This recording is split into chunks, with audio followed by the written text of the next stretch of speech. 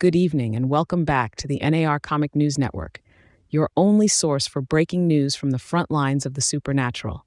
And tonight, folks, the spiritual warfare has officially entered the legal system.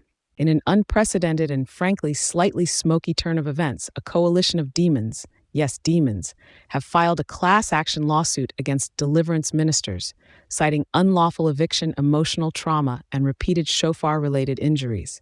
The suit, filed in the lower courts of the second heaven, names several prominent Deliverance ministers as defendants. The plaintiffs, a group of 777 formerly possessing spirits, claim that their constitutional rights under the Demon Rights Accord of 1666 have been repeatedly violated by overzealous intercessors with oil-soaked fingers and very little sense of personal space. In the opening arguments, lead counsel for the demons, one Legion Q Maleficent, stated, "My clients were minding their own business, harassing teenagers through Ouija boards and whispering insecurity into worship leaders, when suddenly they were shouted at by someone wearing rhinestone loafers and a prophetic fanny pack. Is that justice?" The court gasped. The angelic stenographer nearly dropped her quill. Deliverance Inc. maintains it was simply fulfilling its divine mandate. Meanwhile, demonstrators gathered outside the courtroom. On one side, a group of protesters holding signs that read, "Deliverance is violence," and "I was cast out without consent."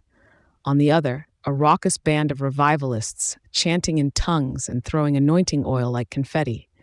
Tensions flared when a particularly enthusiastic youth pastor began swinging a replica sword of the Spirit, striking 3 protesters and 1 unfortunate churro vendor.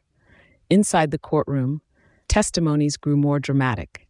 One demon, nicknamed Whisperer of Anxiety, recounted a traumatic encounter involving 3 prayer warriors, a prophetic dance flag, and an unexpected blast of Hillsong.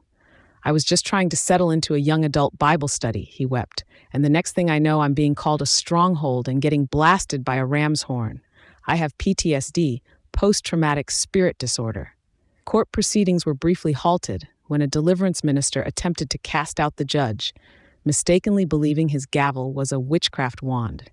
Bailiffs, assisted by an archangel and a confused intern from Charismatic News, quickly restored order.